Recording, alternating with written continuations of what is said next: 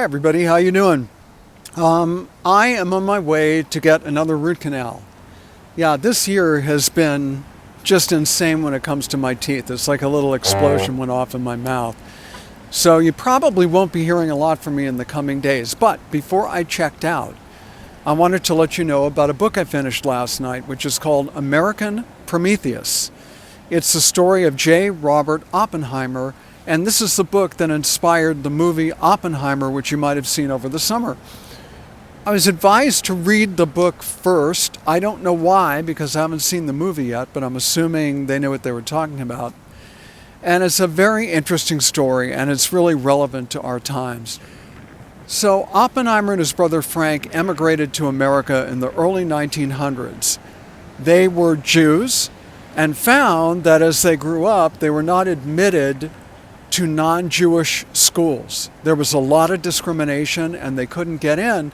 And of course, as you might imagine, they had tested phenomenally high on all benchmarks. They were geniuses, and yet regular schools wouldn't take them. So their community formed a Jewish school that they attended, but part of their philosophy was to eliminate all the Jewishness from it.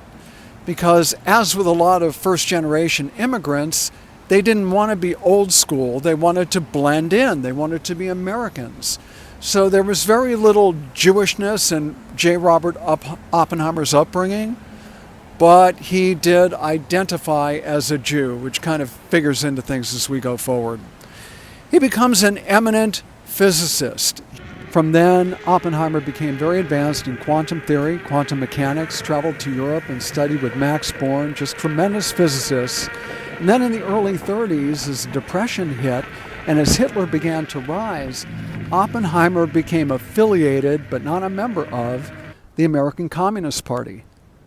Now, the United States Communist Party at the time was basically your progressives.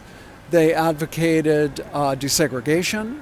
They wanted to feed the poor, help in other countries where fascism was on the rise. I know that the American Communist Party helped in the Spanish War, where Franco ultimately took over as a fascist ruler. The other faction that was helping defeat Franco were the Russians. So there was this weird bond between Stalinist Russia and the American communists, but they really didn't have much interaction. But they were sympathetic, and especially when Hitler's Germany rose up. The American Jews, as you imagine, wanted to defeat Hitler with everything they had. And Russia, they were the country on the front line fighting Hitler at the time. So the American communists were doing a lot of backstage maneuvering to help defeat Hitler. At that time, Oppenheimer was asked to start an atomic research facility at Los Alamos, ultimately known as the Manhattan Project, to develop a weapon, an atomic bomb that could annihilate Hitler. Well, of course, Oppenheimer signed up. That was exactly what he wanted to do. And he worked on this bomb, and right before it was ready to be tested, Hitler shot himself in the head, and the war in Germany was over. So Oppenheimer was ready to close up shop. His work was done. His attachment to the American Communist Party had completely drifted away because he knew to get a security clearance, he couldn't associate with those folks anymore, and he was fine with that. More than anything, he was a New Deal Democrat. He was like a Roosevelt guy. So the war in Germany is over, but the war in Japan is kind of winding down. Truman had ascended to the presidency because Roosevelt had died. And Truman wanted to drop the bomb on Japan. Now, the one thing they didn't tell Oppenheimer was Japan was almost defeated and ready to surrender. This was kept from the Manhattan Project people. They thought the war was still raging. But Truman decided to drop the bomb as a showpiece to tell Russia, better stay away from our stuff, Russia, because look what we have. So Oppenheimer wasn't aware of this.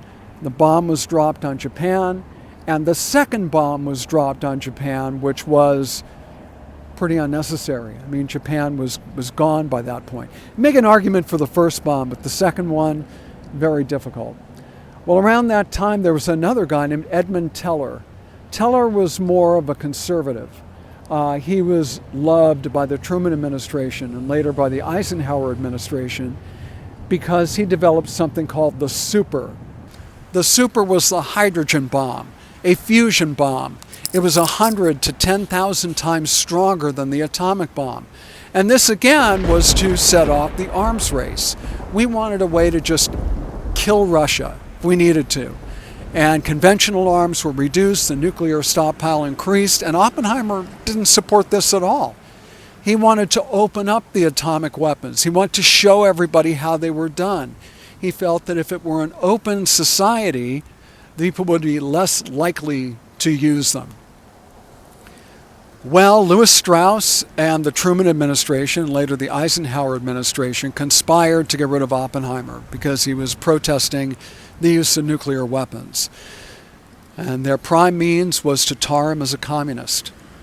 Well, Oppenheimer was a liberal, and he did travel with communists. He supported their cause in the 30s, as did Lucille Ball and Ronald Reagan and several other people who became prominent conservatives.